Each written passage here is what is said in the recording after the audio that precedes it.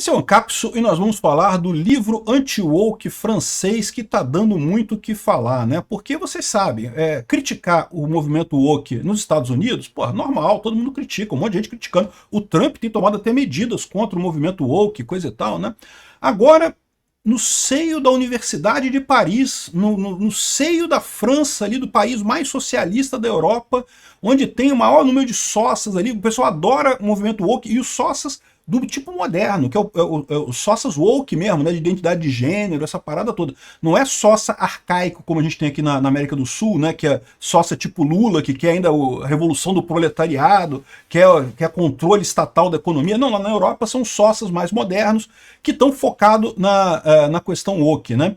E aí, um pesquisador lá da Universidade Francesa, PUF, como é que é o nome da...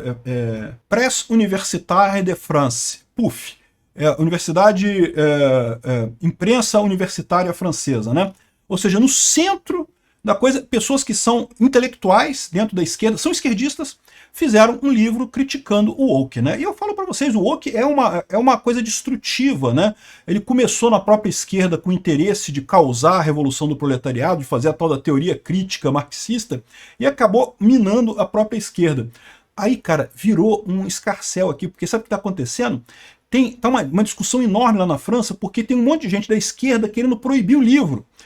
Lembra aquele pessoal que te chama de nazista, que diz que você é nazista, que você é fascista? Não, porque os nazistas e fascistas e não sei o que lá, o Alexandre de Moraes fala que não, que se fosse hoje em dia o Goebbels teria facilidade, coisa e tal, mas eles é que usam os métodos do Goebbels, né? Eles que usam os métodos dos nazistas, de queimar livro, de proibir discurso, né?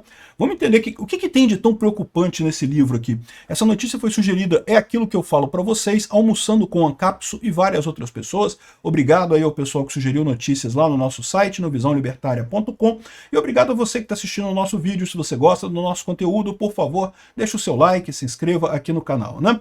Então, olha só, isso aqui foi um livro, um conjunto de artigos científicos, é um livro científico, tá? Isso aqui não é livro, se você está pensando em ler, não sei se você lê em francês, eu não leio francês, mas você está pensando em comprar isso aqui, não espere um livrinho de leitura leve para, né, sacanear os wokes e coisa e tal. Não é isso, isso aqui é um trabalho científico, tá? E fala aqui sobre a face obscurantista do movimento woke. E, no final das contas, é uma crítica científica. Os caras explicam lá, usando todas as teorias deles lá, que, na verdade, o movimento woke é ruim. Eu, sinceramente, não li o livro, não sei qual é a coisa dele aqui, qual é os argumentos centrais dele aqui. Alguém fala aqui, ó, militantes de esquerda expressaram preocupação ao ver um livro considerado reacionário no catálogo da imprensa universitária francesa, que é um órgão de esquerda, né? E esse livro ele foi apoiado por um milionário benfeitor da direita, o Pierre-Edouard Sterin. Defensores da liberdade de expressão acusaram, aí cancelaram o livro. A imprensa universitária francesa proibiu o livro. Não pode, vamos parar de vender, vamos cancelar o livro estava pronto e coisa e tal. Devido a essa influência de um outro historiador de esquerda, o Patrick Boucheron, que é um professor lá do Collège de France, e do campo progressista. Ou seja, esse pessoal estava preocupado porque, de novo, isso aqui resume muito bem a dominação esquerdista nas instituições, né? Mostra muito bem a estratégia granciniana de dominação dessas entidades de mídia, né? Ou seja, você tem na mídia tradicional, como é que a esquerda se tornou tão comum na universidade brasileira? Como é que ela se tornou tão comum nas redações de jornais brasileiros? Foi uma estratégia elaborada pelo Gramsci, né, pelo Antônio Gramsci, que era um teórico revolucionário. Lembra do problema que eu falo para vocês, do problema central da coisa toda do comunismo, né, que o Marx disse que ia ter uma revolução do proletariado e nunca teve revolução do proletariado. Até hoje não teve revolução do proletariado. Teve a revolução na China, teve a revolução na União Soviética, teve a revolução num monte de lugar, mas não era do proletariado. Foram as elites desses países que fizeram as revoluções, né? A tal revolução do proletariado nunca aconteceu. E aí o pessoal fica nesse negócio. O Gramsci, como estratégia para isso, viu justamente essa questão de você cooptar a questão da cultura. Você entra em jornais, né? Os esquerdistas entravam nos jornais, enquanto eles estão por baixo, eles trabalham normalmente, né, produzindo e coisa e tal. Eventualmente um deles começa a ser promovido e chega à chefia. No que ele chega à chefia, ele passa a só promover gente de esquerda. Você não promove ninguém que não seja de esquerda. Então, rapidamente, você tem um ambiente que é a ideologia única. A mesma coisa foi feita nas universidades. hoje na universidade brasileira, se você tiver qualquer pensamento um pouquinho mais à direita, você não tem nenhuma chance de ser promovido. Você pode até entrar, pode fazer um concurso para professor, pode até ser professor de universidade pública brasileira. Existem professores de direita de universidade pública brasileira, mas você não vai conseguir ir a lugar nenhum, porque o pessoal vai lutar para te destruir. Eles não podem aceitar nenhum dissenso na doutrina marxista dentro das universidades. Então essa é a teoria gramsciana de domínio de poder. E é o que a gente está vendo aqui. Os esquerdistas, quando viram uma obra que era um pouquinho mais à direita, não tem que proibir, não sei o que lá, que não pode, censura e proíbe. Repara quando tem algum artista, algum músico que fala alguma coisa mais à direita, Jojo Todinho e outras figuras por aí, não que não pode, que é proibido, que isso está prejudicando o Brasil e começam a acusar a pessoa de mil coisas. Por quê? Porque eles não podem deixar, eles não querem deixar ninguém de direita subir, porque temem que façam a mesma coisa que eles fizeram, que é passar a subir só gente de direita e daí tirar a esquerda da elite dessas entidades todas, né? Enfim. E além disso, você tem a crítica a uma outra estratégia marxista que surgiu na mesma ideia, né, que é justamente a teoria crítica marxista, que é a ideia de que a revolução do proletariado não aconteceu porque você tem estruturas de poder diferentes da relação de trabalho na sociedade. Então, para você ter a revolução do proletariado, você tem que destruir essas estruturas de poder, tem que destruir a igreja, tem que destruir a família, tem que destruir o time de futebol, tem que destruir todas as estruturas de poder que você tem na sociedade para que aí os proletários façam a revolução do proletariado, né? E isso não funciona, lógico, a gente já falou sobre isso, tem um vídeo meu lá no Ancapsu Classic que eu explico porque que toda a teoria do Marx é uma furada, não tem base nenhuma, né, porque ele baseou tudo no valor trabalho, o valor trabalho já é descartado hoje em dia na economia, então a mais-valia, portanto, não faz sentido se não for o valor trabalho, e se não tem mais-valia, a própria ideia da revolução do proletariado perde lógica dentro dos trabalhos do Marx, né? E aí, ou seja, o que eles falam nesse caso aqui? O movimento woke é um movimento que visa, de teoria crítica marxista, é um movimento que visa quebrar essas coisas que estão aí. Quebrar a família, quebrar, né, a identidade de gênero, padrões de gênero, né? Só que o problema desse movimento woke é o que eu já expliquei para vocês, ele se torna autofágico, ele quebra a própria esquerda.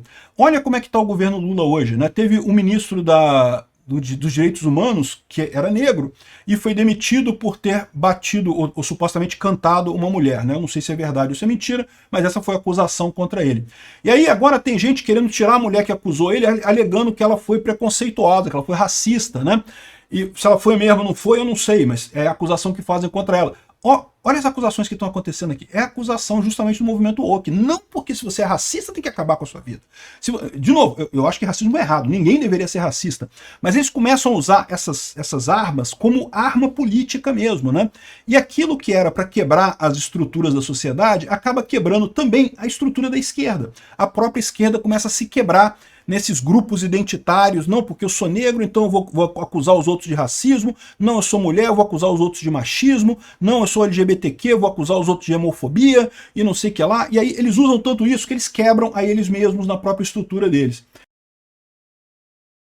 Então, a grande polêmica é esse. O cara critica de forma acadêmica, de forma estudada, o movimento woke, e algumas pessoas dizem que tem que ter um debate em cima disso, porque já viram que o movimento woke faz mal para a esquerda no final das contas, e no entanto, o pessoal da esquerda woke não quer banir a obra, quer censurar, para de falar disso aqui. A obra está dividida em 3 seções: a subversão das instituições, ciência sem consciência. A gente tem feito alguns vídeos aqui, de novo, eu não li o livro, tá, gente? Eu não vou ter tempo de ler. Se alguém ler e quiser fazer um resumo para mim, eu agradeço. A ciência sem consciência e fratura identitária. Fratura identitária é justamente essa briga, a teoria crítica marxista, né?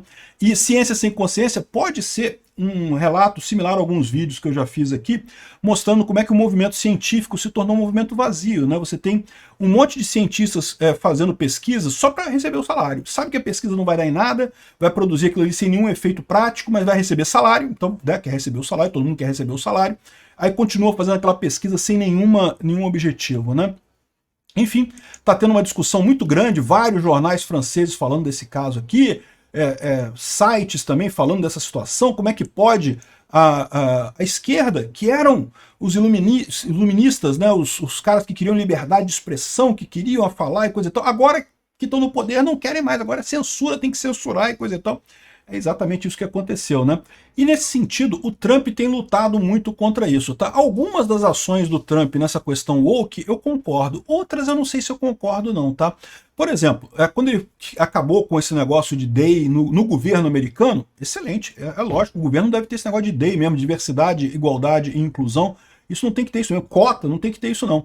Agora, ele está, por exemplo, brigando com a Universidade de Harvard para fazer com que a Universidade de Harvard feche o escritório de diversidade, igualdade e inclusão lá dentro. Eu acho que isso é errado, né?